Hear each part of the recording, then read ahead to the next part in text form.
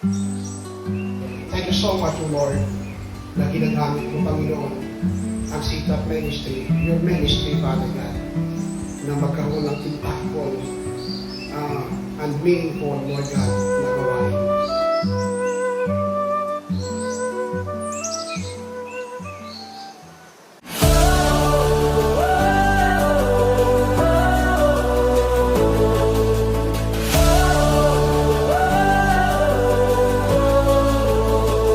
I leave behind all that once was mine, carrying hope that lights my way divine. Can you just worship the Lord? Can you just feel free to worship what is in your mind right now? Leave everything sa mga bahay and you're here. Ask what's the purpose of the Lord. Move on. The winds of change. God, who is the designer, di ba? He designed marriage. He also has the way to restore. How? God can restore if people are repentant. But if people are not repentant, it will not be restored. So what is important here is repentance. Go back to the Lord. With every heartbeat, faith drives my transformation. I am new, called to begin a bright foundation. It is true, makuri pagsagmit. Diri gud talaga hiyang basta-basta madali. But our God is so awesome na aton mga husband is anointed leader aton kinabuhi. He created the Eden, the place. He even created the life. So imagine that. And then he said, look at me. The Lord said, it is not good for the man to be alone.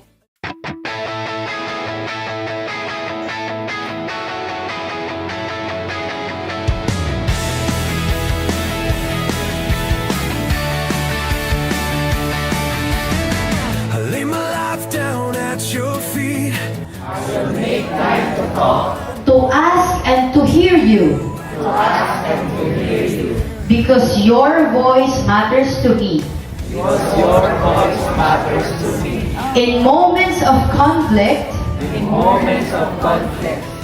I choose to communicate with love, respect, and truth.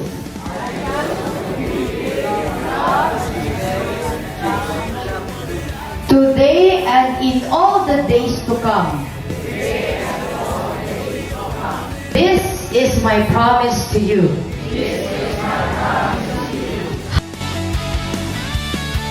From there, we became friends.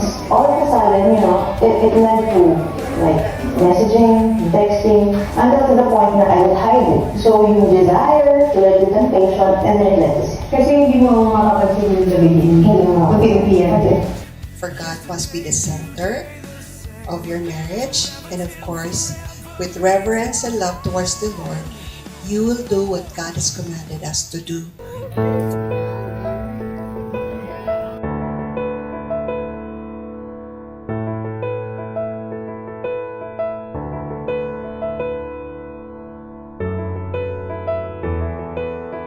Simula sa gabing ito, Panginoon, silang dalawa ay nagpatawaran sa mga sakit na kanilang naranasan sa buhay.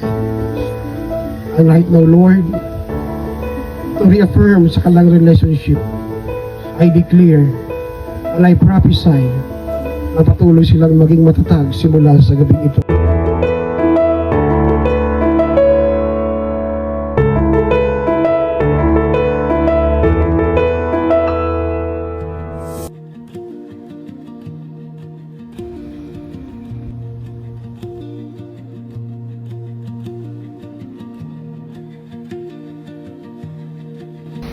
Lahat ng papuri pa sa nama ay aming ibinabalik sa iyo, Panginoon. And right now, Father God, kung paano mo kami iningatan sa pagpunta namin dito, ganun din ang aming hinihiling na ingatan mo bawat isa sa aming pag-alis sa lugar na ito. Magsina ka ngani, ayaw pag-react.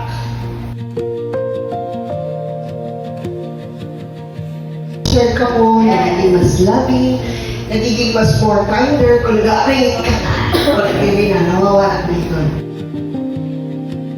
You know what, one of the secrets kung gaano nagiging maupay ka mo, you need to give importance sa bed. Turo ka man na.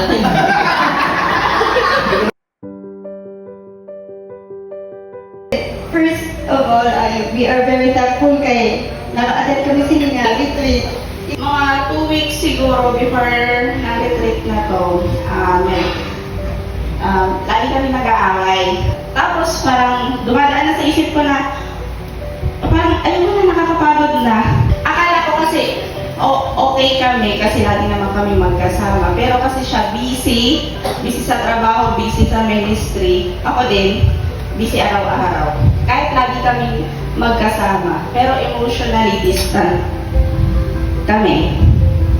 Tapos, yun, kahapon lang na sabi ko, Lord, thank you. Kasi kapag talaga hindi mo naiintindihan yung role mo as a wife, tas siya din, as role niya as a husband, masisira talaga yung family. Sabi ko, hindi hindi ako maka-attend ng retreat na to kasi alam ko, Lord, meron kang magandang plan sa amin.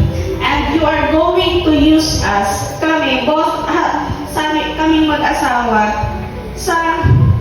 for the expansion of your kingdom. So, thankful po ako kasi salamat sa Pastor Raul, Pastor Edwin, Great sa Sita family kasi we're able to learn something sa buhay mo.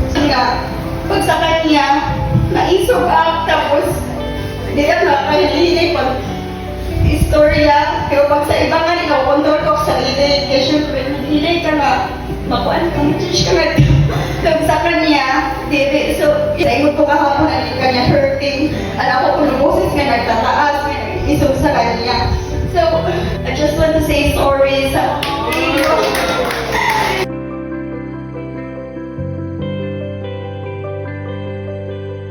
ako talaga na pagkakabayan niya na siguro sabi ko, thank you Lord na alam sa mga ka-church mate na pag nagsabi ko, pa-picture man kit. Sabi na, ay, na si Tuki. Ay, hindi ko sa man. Sabi ko kay, para maramdaman ko talaga na lang mo ako. Tapos, yan na talaga, kada ano ko sa yan, mag-picture, di siya nagagalit. Siguro may natutunan siya. Pero ano kayo, yung bahay ko, ano kami kagabi? Walang pakat na tayo sigawan.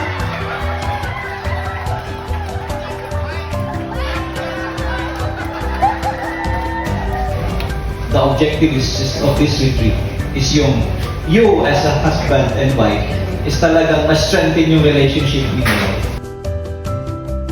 Isang bagay yung dapat natin tandaan na pumunta tayo dito hindi lang para mag-enjoy, kundi matuto din. Although, as it said on the book of Proverbs chapter 4 verse 7, the beginning of wisdom is this: seek wisdom even if it costs you. So sa atin, nag-cost tayo ng time, tama, may effort tayo, and of course sa ating finances din. But again, yung pinaka-importante is how can we become useful not just in our ministry but also in the community.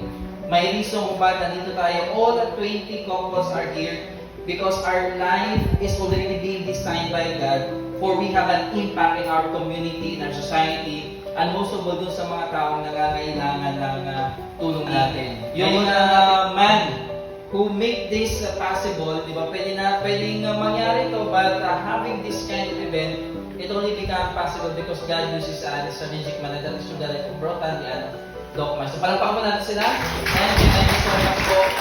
Sa lugar naman, we are thankful to return again dito sa Sumore. This is our first time, pero first time na makita yung improvement ng lugar. Ayun, nakapag-swimming. Sa pagkain niya, thank you so much, Liz. Sa Liz Duet organizing staff, thank you so much.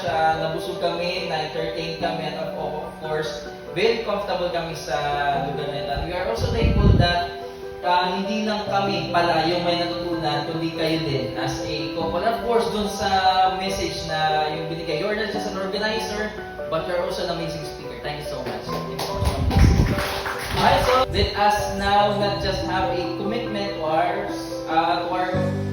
wives or husband, but let's make a covenant to God that whatever it is that we are doing, especially if it is for the God's, if it is for God's ministry, let us always do it the very best that we can.